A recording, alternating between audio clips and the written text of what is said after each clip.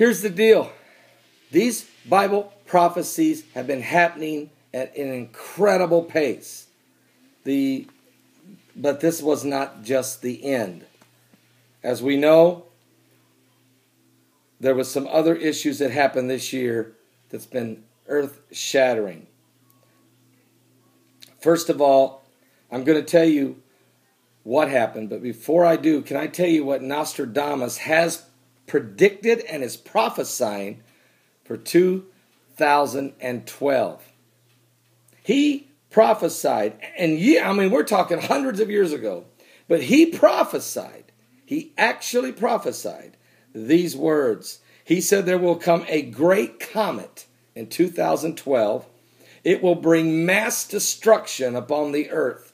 It will last for 7 days. The tail of this thing firing out sparks. This comet, he says, is going to be so large as it passes the earth, or we don't know if he meant it was going to hit the earth or just pass the earth.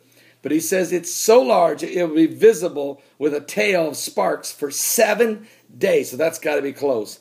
And he says it will cause mass destruction, mass earthquakes, and catastrophes. Mass. Now this is the prediction of next year, of this coming up, 2012. 2012 by Nostradamus. Now hold on a minute. You do know, and I'm not putting Nostradamus on a pedestal somewhere, because I'd rather read the Bible and take the ancient prophecies of the Word of God. But I do feel like you have to ask yourself a question. Why is Nostradamus 800 or 900 years ago, in 1548 or whatever it was, about 500 years ago, how is he predicting a year like 2012, the same time the Mayans are prophesying the end of their calendar and disaster upon the earth, the same time that biblical prophecy is being fulfilled at record pace with earthquakes in divers places happening at unbelievable pace? What's going on? Nostradamus says mass destruction from the comet. Also, he says that the dog will howl. And he's referring to the United Kingdom. So those of you that are listening right now from England, he's saying the United Kingdom will fall. Now, I think what he meant was economically. Just study it a while. As Europe, as the EU, is in trouble.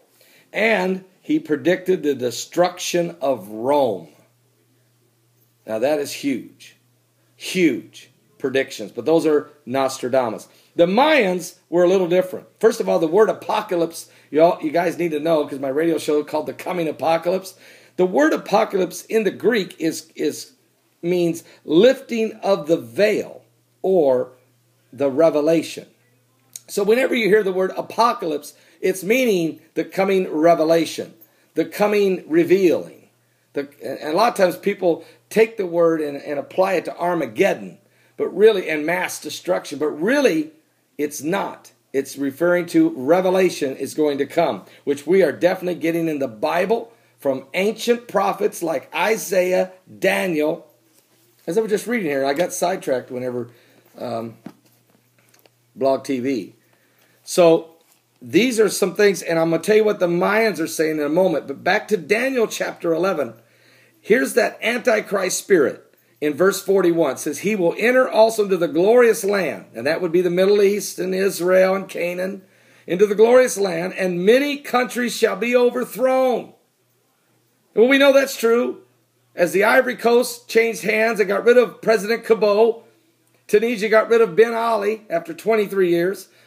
Egypt got rid of Jose Mubarak after 32 years. Libya finally, in a bloody massacre, got rid of Muammar Gaddafi after 42 years. Yemen's president Ali Saleh finally went away. Are you guys all right? You okay? He finally went away. And next will be President Assad. But Assad has been killing people and killing people and killing people. Murdering and massacring the man and the Muslims and the mosque and the meanness. And it's got to come to an end, folks. It's got to come to an end. And it will. And many countries shall be overthrown, but these shall escape out of his hand, even Edom and Moab and the chief of the children of Ammon. He shall stretch forth his hand also upon the countries, and the land of Egypt shall not escape. We know that's true. But he shall have power over the treasures of gold and silver. We know that's true, because NATO took $70 billion when they froze the assets of Jose Mubarak. $70 billion. Listen to me. They'll have this Antichrist spirit will take control of the gold and the silver in the region, and the precious things of Egypt and the Libyans. You do know that when Libya fell, when Muammar Gaddafi fell, he had $20 billion worth of gold, and NATO got their hands on it. And also this Antichrist spirit will stand at the steps of Ethiopia. I ain't got time to explain it to you, but it's possible that the Ark of the Covenant was sitting in that little temple in Ethiopia for 50 years. And that might have been why that the Antichrist spirit stopped at the steps of Ethiopia, because it couldn't enter because of the word of God. You have to understand this is an ancient prophecy. Now, the reason I believe that could be the Ark of the Covenant is the 50 years it sat there in that little temple called the Temple of Begley.